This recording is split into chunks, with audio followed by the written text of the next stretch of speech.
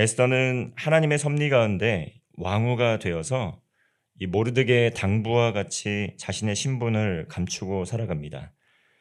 수산에서 살아가는 특히 바사의 수산에서 살아가는 유다인들이 또 자신의 신분을 노출하게 되었을 때에 많은 이들의 공분을 사고 또 적개심 또 이 대적자들이 많이 있을 수 있기 때문에 이렇게 지시를 해서 또 모르드게의 당부대로 이렇게 살았다라는 것이죠. 이러한 상황 가운데 모르드게는 왕을 위기에서 구해냅니다. 그런데 와 이제 갈등이 생기기 시작합니다. 그것으로 인해서 유다인 전체가 또 위기에 놓이는 상황을 맞게 됩니다. 이와 같이 에스더와 모르드게는 이 하나님의 계획 가운데 중요한 역할을 하고 있습니다. 실제로 이들의 일상에서 이루어지는 일들을 통해서 이 하나님께서 어떻게 구원 계획을 이루어 가고 계시는지를 볼 수가 있다는 것이죠. 21절과 22절 말씀 보겠습니다. 모르드게가 대궐문에 앉았을 때에 문을 지키던 왕의 내시 빅단과 데레스 두 사람이 원한을 품고 아하수에로 왕을 암살하려는 음모를 꾸미는 것을 모르드게가 알고 왕후 에스더에게 알리니 에스더가 모르드게의 이름으로 왕에게 아뢰는지라.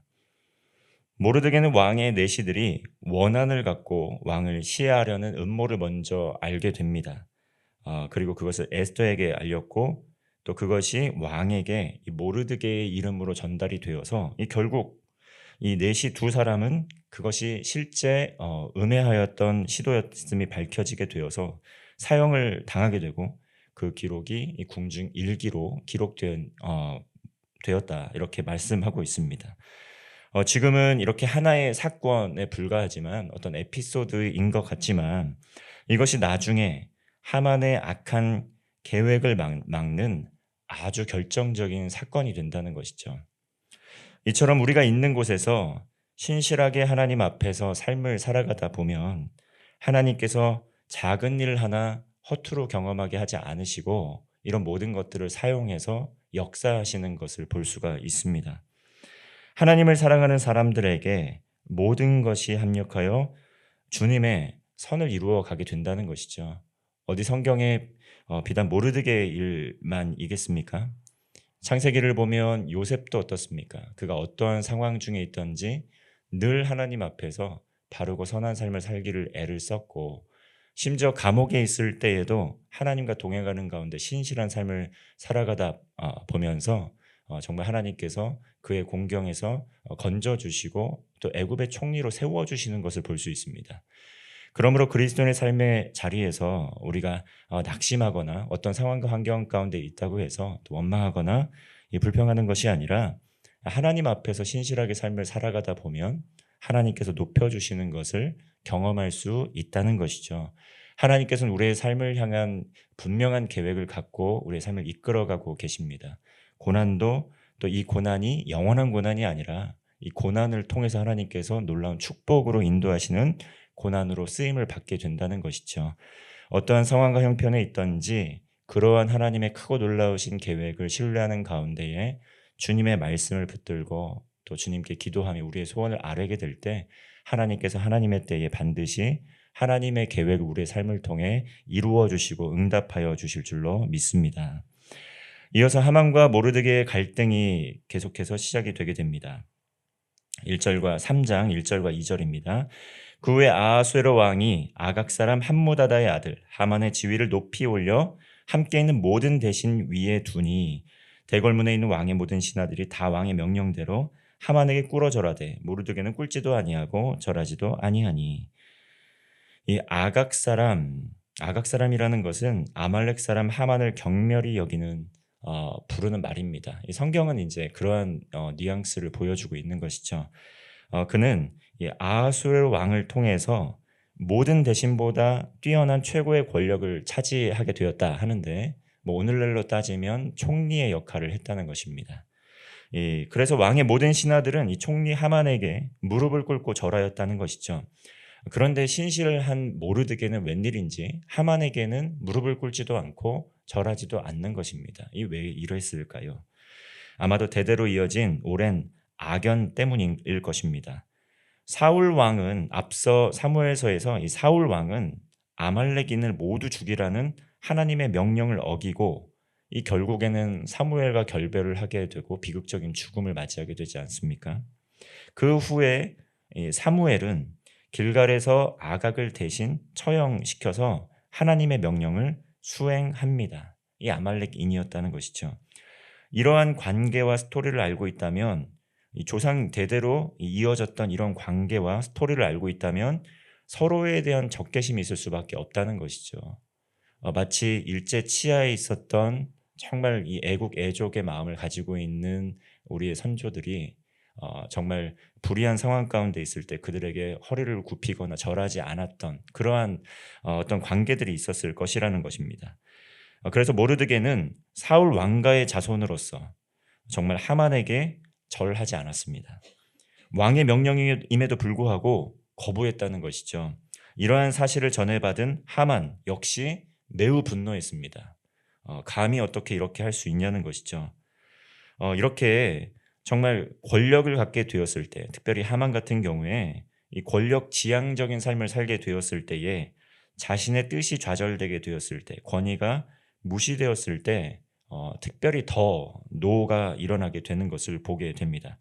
그리고 대화로 하려고 하지 않고 힘으로 풀어가려고 하는 모습들이 보인다는 것이죠. 지금 오늘 장면에서 그러한 일들이 일어나고 있습니다. 그리고 모든 수단과 방법을 가리지 않고 서로 복수하려고 한다는 것이죠. 근데 복수는 또 다른 복수와 또 다른 폐해를 가져오게 됩니다. 오늘날 세계에서 일어나고 있는 이 전쟁과 갈등 속에서도 우리는 그것을 볼 수가 있습니다. 무력을 동원해서, 권력을 동원해서 피해 복수를 하려고 한다는 것이죠. 그런데 어떻습니까? 피해 복수를 하면 또 다른 피해 복수가 일어나게 되어서 이 고리가 끊어지지가 않습니다. 러시아와 우크라이나, 또 이스라엘과 하마스, 인도와 파키스탄, 세계는 피 흘림의 악순환이 끊이지 않고 있다는 것이죠. 이 악순환을 끊으려면 어떠한 것이 필요합니까? 예수 그리스도의 복음이 필요하다는 것이죠. 죄인을 용서하시고 원수를 사랑하라 하신 그 주님의 그 가르침, 그 복음의 능력이 아니면 이 피의 복수는 멈추어지지 않는다는 것입니다. 우리는 예수 그리스도의 사랑으로, 용서와 화해함으로 세상을 치유하고 회복시켜 난 그러한, 세상은 하나님의 사람들을 핍박하고 넘어뜨리려고 하지만 그러한 사람들을 하나님께서 지켜주시고 보호하여 주시는 것이 오늘 본문에 나온다는 것이죠. 6절 말씀입니다. 그들이 모르드게의 민족을 하만에게 알림으로 하만이 모르드게를 죽이는 것이 부족하다고 생각하고 아하수엘의 온 나라에 있는 유다인 곧 모르드게의 민족을 다 멸하고자 하더라. 이처럼 세상은 하나님의 사람들이 하나님의 마음을 품고 나아가는 것을 미워하고 핍박합니다. 하만은 자신의 노와 분노를 사귀지 못하고 이 기회에 모든 유다인을 죽이려고 하는 더 악독한 계획을 갖게 된다는 것이죠. 이것은 모르드게와의 개인적인 문제 아니었겠습니까? 만약 모르드게가 정말 이 하만에게만 불경한 행위를 행하여서 이 모르드게의 목숨만 해하려고 했다고 한다면 아마도 하만은 별다른 문제 없이 총리로서 살다가 그냥 그렇게 악한 일 하다 갔을지도 모릅니다. 그런데 더 나아가서 이 사람의 행위를 통해서 모든 민족을 멸족하려는 정말 놀라운 하나님의 나라의 일을 대적하려는 이제 계획을 품었다는 것이죠. 그렇게 유다인 모두 모르드게와 하만의 사건을 통해 목숨을 잃어버릴 위기에 처했습니다. 그러나 이 일을 통해 오히려 더 큰 심판을 하만이 경험하게 되는 것을 우리는 앞으로 볼 수 있습니다. 하나님을 따르는 과정에서 믿음의 시련이 분명히 있을 수 있습니다. 그렇지만 하나님께서는 하나님을 사랑하는 자 그 뜻대로 부르심을 입은 모든 이들에게 합력하여 선을 이루어 주시는 하나님이신 줄 믿습니다. 우리의 나라와 민족이 위기에 놓였을 때에 에스더와 모르드게처럼 정말 두 손 모아 마음 모아 우리의 선조들 기도했습니다. 그리고 우리 또한 정말 하나님께서 어떠한 상황 가운데 있든지 나라와 민족을 향한 기도의 정말 이 열기, 또 기도를 멈추지 말라, 오늘날 우리에게도 말씀하고 계신다는 것이죠. 우리는 하나님의 뜻을 잘 알 수 없습니다. 하나님께서 우리나라를 또 이 민족을 어떻게 이끌어 가실지 모르지만 분명히 확신할 수 있는 것은 우리를 통하여 모든 민족이 구원받기를 원하신다는 것이죠. 우리는 그것을 위해서, 하나님의 그 뜻을 위해서 기도해야 합니다.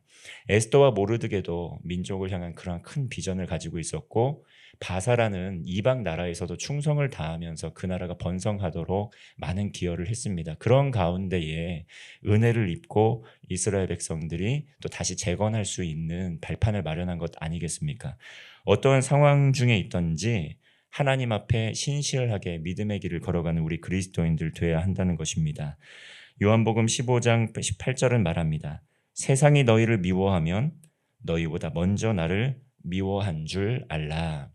오늘날 기독교가 많은 핍박을 받고 있고 또 안티 크리스천들이 넘쳐나서 이 기독교인들을 조롱하는 일들이 참 많이 있습니다.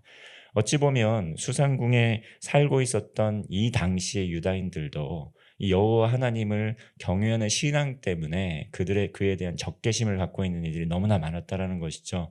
권력을 잡고 있는 이들조차도 크리스찬의, 그러니까 이 유다인들에 대한 적개심을 갖고 있는 이들이 너무 많았다는 것입니다. 우리가 정말 마음이 이 삶의 모든 상황이 이 형통할 때의 신앙생활이 잘 되는 것이 아니라 이렇게 고난과 고통, 또 예수 그리스도로 인한 수치와 핍박이 있을지라도 하나님 앞에서의 삶을 살아가게 될 때 하나님께서 우리의 고난을 통해 놀라운 영광의 삶으로 인도하여 주실 줄로 믿습니다. 하나님의 의를 위하여 박해를 받는 모든 사람들, 예수님께서 특별히 복이 있다고, 천국이 그들의 것이라고 마태복음 5장 10절에서 말씀을 하십니다. 우리에게는 천국의 소망이 예비되어 있다는 것이죠. 나라와 민족을 위하여 우리 또한 기도를 해야 되고, 우리의 삶을 위하여 기도해야 되고, 세계 선교의 복음화를 위해서 또한 우리 또한 기도해야 됩니다. 그러한 하나님 나라의 소망으로 믿음으로 살아가며 승리하는 주님의 백성이 되시기를 주님의 이름으로 축원합니다. 기도하겠습니다. 살아계신 하나님 아버지, 주께서 주시는 힘으로, 능으로, 믿음으로 인한 시련을 잘 감당하게 하여 주시옵소서. 삶의 작은 일에도 하나님 앞에서 코람데오의 삶을 살면서 하나님의 인도함을 받으며 살아가게 하여 주시옵소서. 특별히 대통령 선거를 앞두고 있을 때에 우리가 나라와 민족을 위해 기도하게 될 때 하나님께서 구별하여 주시고 하나님께서 택하신 믿음의 종이 잘 세워질 수 있도록 인도하여 주시옵소서. 복음으로 세상을 치유하고 회복하는 사명 우리 또한 잘 감당하게 하여 주시옵소서. 가정을 지켜주시고 특별히 환우들 치유와 회복의 은혜를 허락하여 주시고 믿음의 대가 잘 세워져서 믿음으로 하나님의 놀라운 복을 누리는 우리의 삶이 될 수 있도록 인도하여 주시옵소서. 생사화복의 주권자 되시며 우리의 모든 삶의 계획을 갖고 계시는 우리 구주 예수 그리스도의 이름으로 기도하옵나이다. 아멘.